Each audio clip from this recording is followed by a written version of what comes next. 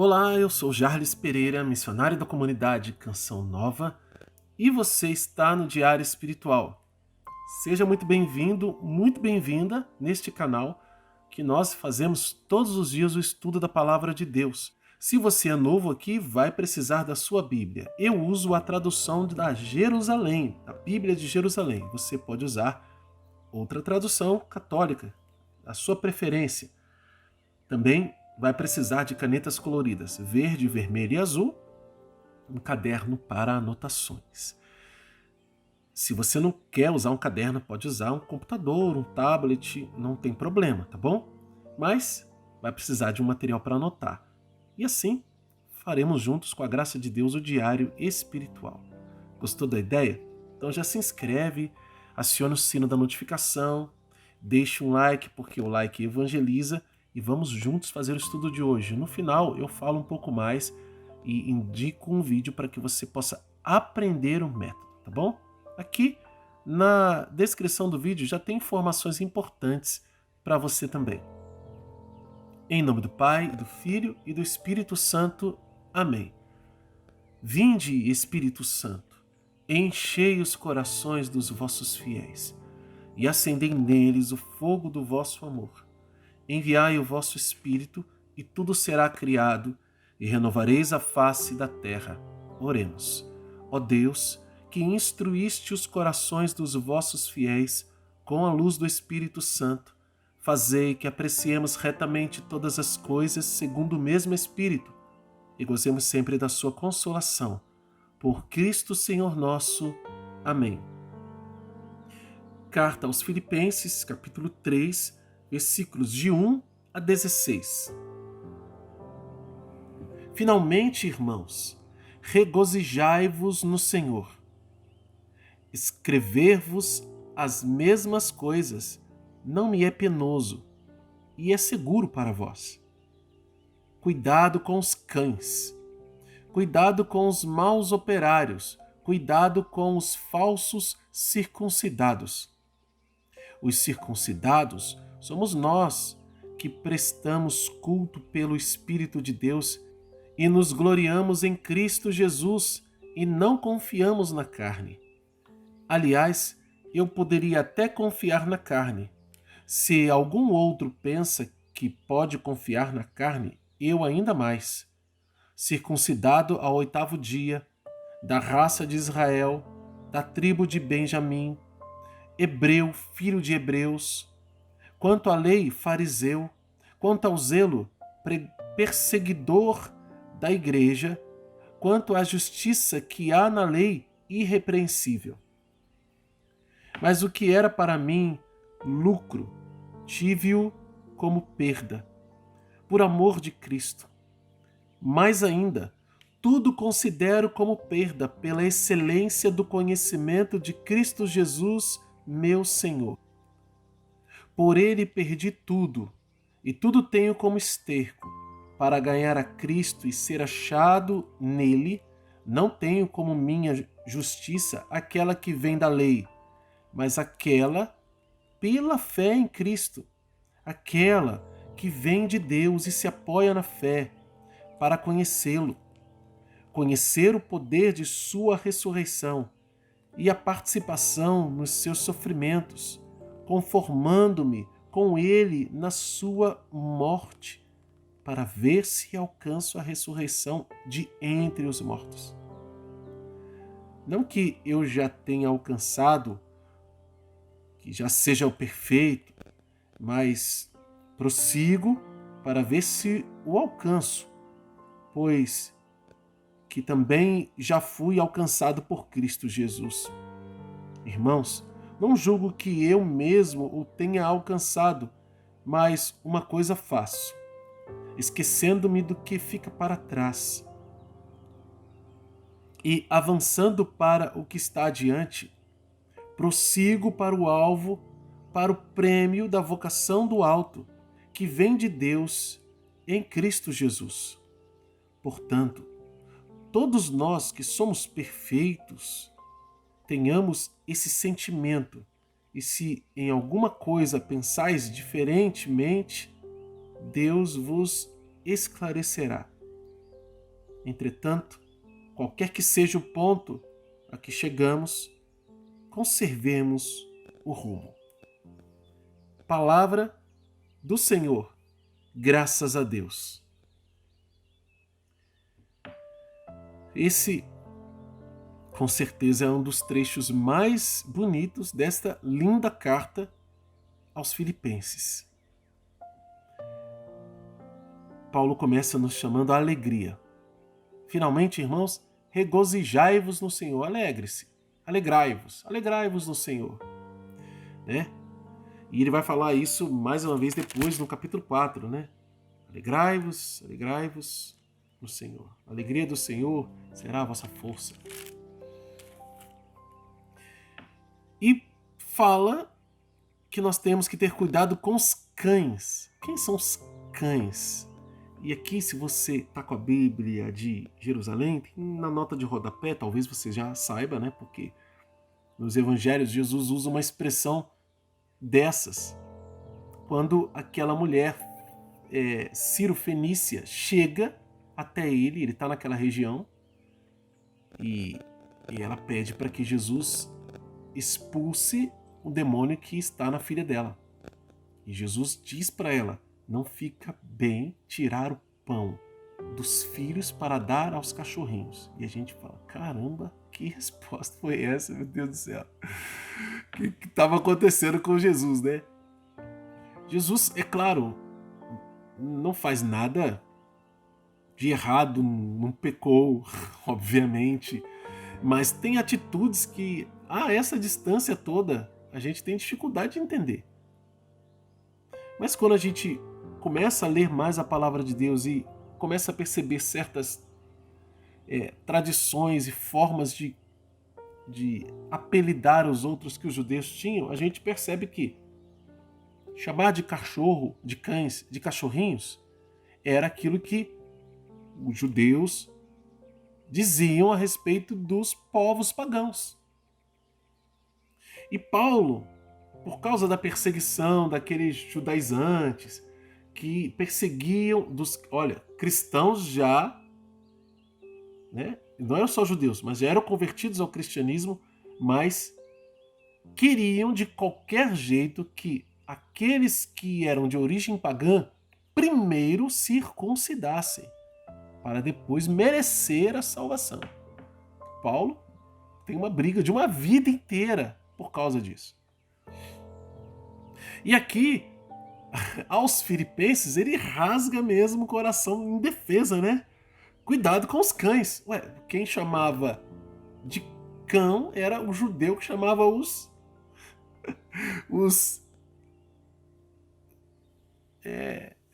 gentios, né? Os filipenses. E Paulo inverte a coisa. Cuidado com os cães. Cuidado com esses falsos circuncidados. Por quê? Porque eles iam ali tentando. Era uma disseminação dessa ideia, dessa cultura que perturbava demais. Isso perturbou demais a comunidade romana. Isso perturbou demais a comunidade dos Gálatas. Nós já lemos a carta aos Gálatas aqui, a gente viu quanto que Paulo teve que dar um chacoalhão neles porque eles tinham se desviado. Aqui não era um desvio, mas tão perigosos eram esses homens, tão perigosa era esta ideia que Paulo não cansa de falar. Não cansa de falar. Ele escreve: para mim não é penoso escrever para vocês, mas é seguro para vós. Ou seja, Paulo já tinha escrito alguma vez, e esse escrito de Paulo não está aqui na palavra de Deus, dirigida aos Filipenses diretamente, mas é uma carta que provavelmente se perdeu, né, com o tempo, ou foi destruída. Quem sabe alguém acha aí, né, em alguma escavação.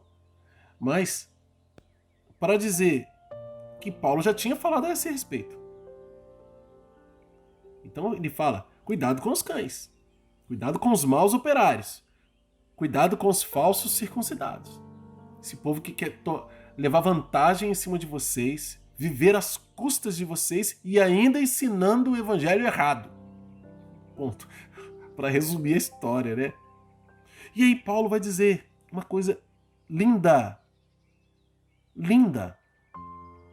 Versículo 3. Os circuncidados somos nós, que prestamos o culto pelo Espírito de Deus e nos gloriamos em Cristo Jesus e não confiamos na carne. Olha que coisa linda! Por que isso é lindo?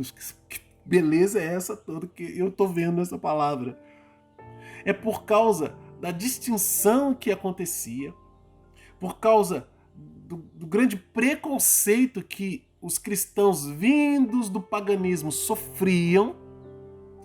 Olha, gente, quando a gente estudar Atos dos Apóstolos, você vai ver que assim, já em Jerusalém, para ver como que era, isso não era fácil de viver no início da igreja. Como ainda hoje é difícil em muitos lugares, porque tem gente que promove esse tipo de divisão na igreja. Quando a comunidade de Jerusalém, lá em Atos dos Apóstolos, começa a se juntar e começam a vir judeus convertidos ao cristianismo, mas que não tinham nascido ou que não moravam antes dentro do território de Israel, havia distinção entre essas pessoas, separação.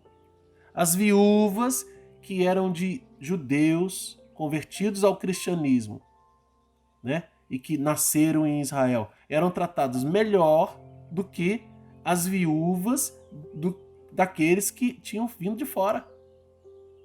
Os apóstolos perceberam isso e foi uma coisa, aí instituíram os diáconos. Gente, onde tem pessoa é complicado, né? Não é todo mundo que entende que Jesus ama igual. Apesar das pessoas não serem iguais, mas oportunidade de ser é igual para todo mundo, tem que ser. E é isso que Paulo está devolvendo àqueles filipenses, porque ele diz que quem é circuncidado são eles, somos nós, e Paulo se coloca junto. Nossa, Paulo era judeu, circuncidado, ele vai falar aqui a lista das coisas dele, mas ele traz isso para si, se coloca um com os filipenses. É lindo demais. Você dá esse valor para as pessoas. Nós somos um só. Olha, os circuncidados somos nós que prestamos culto pelo Espírito de Deus. E nos gloriamos em Cristo Jesus e não confiamos na carne. Ou seja, né? Deixou claro. Fique se preocupando com circuncisão, não. Tira isso da sua cabeça. Isso não quer dizer nada. A circuncisão verdadeira é essa aqui, esse caminho de santidade aqui. Lindo, né? Aí ele vai dizer com clareza: aliás, eu até poderia confiar na carne. Se fosse o caso, eu seria o cara. Por quê? Né? Se algum outro pensa que pode ter confiança na carne, ou ainda mais, circuncidado no 8º dia, na raça de Israel, da tribo de Benjamim, hebreu, filho de hebreus, para dizer, olha, dentro do território, eu não tenho mistura na minha família, que nasceu com alguém que não era hebreu e filho, hebreu, filho de hebreus, quanto à lei fariseu, quanto ao zelo perseguidor da igreja, quanto à justiça que há na lei irrepreensível. Ou seja, se for por isso, eu tenho aqui distintivo de que eu arrebentava. Mas aí logo em seguida, ele volta àquele elogio que fez. Nós somos os circuncidados através desta palavra que eu marquei aqui como princípio eterno, e você vai entender isso. Por quê? Do versículo 7 ao versículo 11. Nossa, princípio eterno aqui, e a gente vai ver que é o princípio eterno amparado numa palavra lá no Evangelho de São Mateus, que é princípio eterno. Uma parábola que Jesus conta. Porque aquilo que Paulo descreve é exatamente o que ele vive, o que ele está vivendo. A decisão de sua vida é exatamente aquilo que diz nesta parábola. Nós estamos vendo isso descrito em exemplo de vida. Olha que lindo. Versículo 7. Mas o que era para mim lucro, ou seja, tudo aquilo que eu fiz no judaísmo, tive-o como perda por amor de Cristo. Mais ainda, tudo considero perda pela excelência do conhecimento de Cristo Jesus, meu Senhor. Por ele perdi tudo e tudo tenho como esterco para ganhar a Cristo e ser achado nele. Não tenho como minha justiça aquela que vem da lei, mas aquela pela fé em Cristo, aquela que vem de Deus e se apoia na fé. Para quê?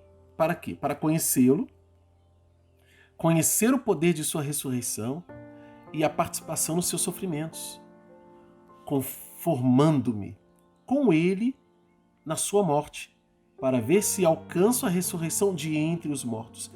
Essa ressurreição não é a última, não. No meio daqueles que estão na morte, alcançar a ressurreição, ou seja, para passar a vida nova. Não é que Paulo não tivesse a vida nova, mas ele diz isso, que esse é o caminho. Ele faz isso para ver se salva dessa geração perversa. Ele fala isso não como quem não tem essa esperança, mas na humildade de saber que enquanto ele vive, ele pode cair. Ele vai dizer isso numa das cartas, quem está de pé, cuidado para não cair. Ele diz, dá humildade. E por que isso aqui então é princípio eterno? Porque isso se refere a Mateus 13, 44, 46, em que Jesus vai dizer que o reino dos céus é como um tesouro escondido num campo, que o homem encontra. Quando ele acha, ele vai, vende tudo o que ele tem para comprar aquele terreno. É isso que Paulo está fazendo aqui. Quando ele descobriu Jesus, ele considerou tudo o que ele tinha construído, não foi pouca coisa. Ele diz, lá no versículo 4, aliás, eu poderia até confiar na carne, me gloriar na carne. Se o outro pensa que pode confiar na carne, eu ainda mais. Ele pega isso e vende, troca tudo. Para quê? Para estar com Jesus. O reino dos céus também é como aquele que coleciona pérolas preciosas. Quando ele acha uma de grande valor, ele volta, vende tudo que tem e compra aquela pérola. E isso é o reino dos céus. E enquanto a gente não entender isso, nós não seremos perfeitos na caminhada, no seguimento de Jesus. Paulo está falando desse caminho de perfeição. É um caminho sem volta. É um caminho sem volta. Por quê? Porque eu vendo tudo. Não sobra nada. Para quê? Para ficar com Jesus. E aí ele continua no versículo 25. Não é que eu já tenha alcançado, olha, vai explicando a humildade dele. Não é que eu já tenha alcançado ou que já seja perfeito, mas prossigo para ver se eu alcanço, pois que também eu fui alcançado por Jesus. Jesus me alcançou. Irmãos, não julgo que eu mesmo o tenha alcançado, mas uma coisa eu faço, ou seja, eu não me julgo ter alcançado. A gente olha para a vida de Paulo diante de tudo isso, dessa carta e de tantos escritos, e fala assim, mas como não? O homem é santo mesmo. O homem é santo com força. Né? Mas ele, humilde, diz, eu não alcancei, não cheguei lá não. Não alcancei isso não. Mas uma coisa eu faço. E aqui vem uma atitude que deve ser a nossa atitude forte e confiante. Esquecendo-me do que fica para trás e avançando para o que está adiante, prossigo para o alvo, para o prêmio da vocação do alto, que vem de Deus em Cristo Jesus. E eu anotei também isso como princípio eterno, gente. Por quê? Porque isso completa aquilo que nós já anotamos acima.